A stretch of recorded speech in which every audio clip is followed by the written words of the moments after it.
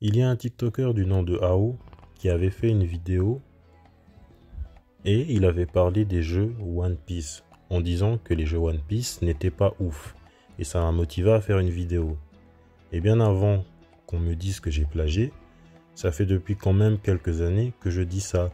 One Piece a un big roster de personnages et énormément de niveaux d'emplacement tirés de la série.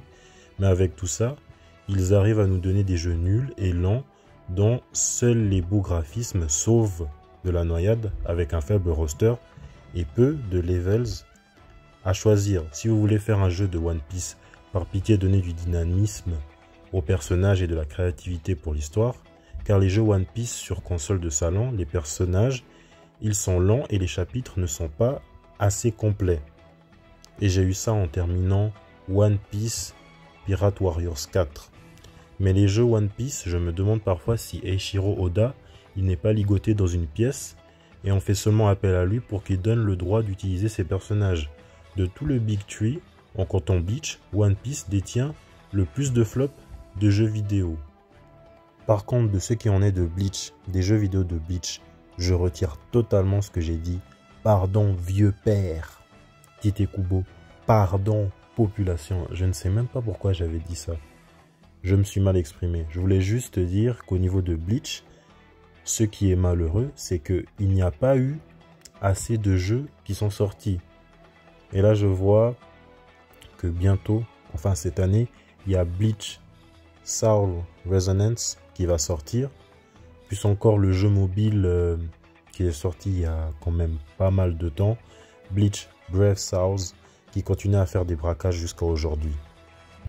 Ce qui est regrettable, c'est que One Piece, c'est une pléthore de personnages. C'est un casting 5 étoiles.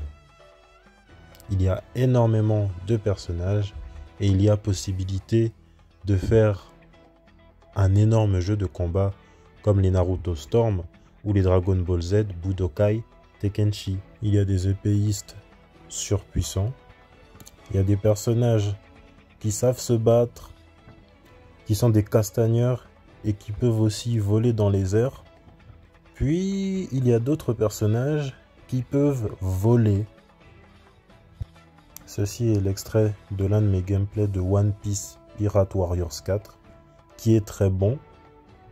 Il aurait pu être excellent, mais comme je l'ai dit, lorsque j'ai terminé le jeu, j'ai vraiment senti qu'il manquait quelque chose.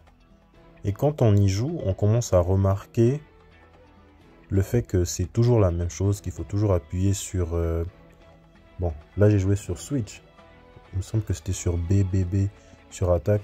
Enfin, il faut toujours appuyer sur attaque. C'est un jeu Musou.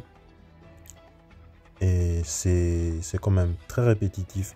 Et je ne sais pas pourquoi ils ont mis du temps pour que les personnages puissent enfin sauter. Car c'est seulement depuis ce 4e opus même que les personnages peuvent sauter dans les airs.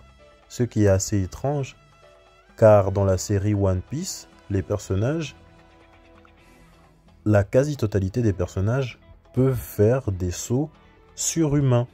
En tout cas, moi, mon top 3 des bons jeux One Piece, 1. One Piece Unlimited Cruise 1, One Piece Unlimited Cruise 2 et One Piece Gigant Battle 3.